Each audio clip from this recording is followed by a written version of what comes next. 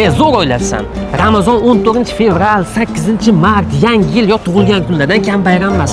Bu oyda yaqinlarga sovg'a berishchi juda ham go'zal ish bo'ladi. Ayniqsa onaga sovg'a berish muqaddas ish. Faqatchi beradigan sovg'a xotiralarni eslatadigan sovg'a bo'lishi kerak. Masalan,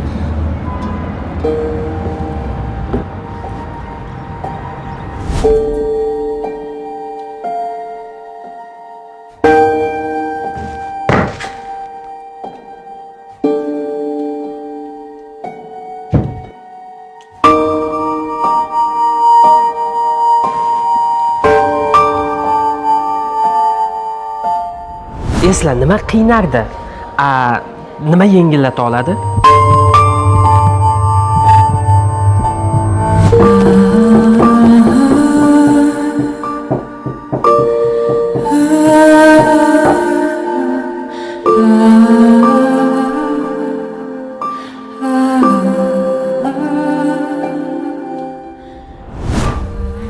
Esla nima og'ritardi?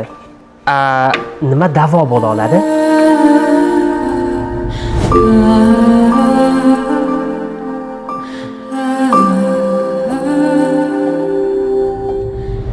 Esla nima charchatardi?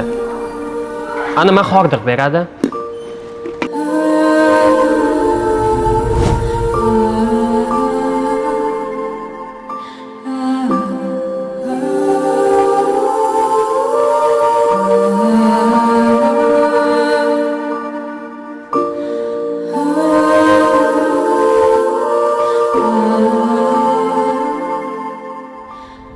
Esla nima kir qilardi?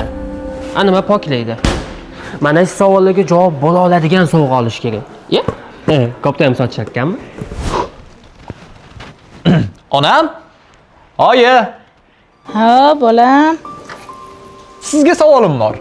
Savol: nima qiynardi-yu, nima yengillata oladi?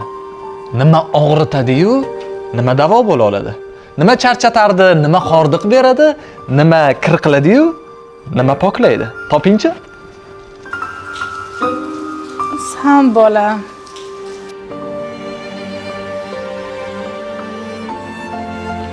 Ramazon muborak, oyi.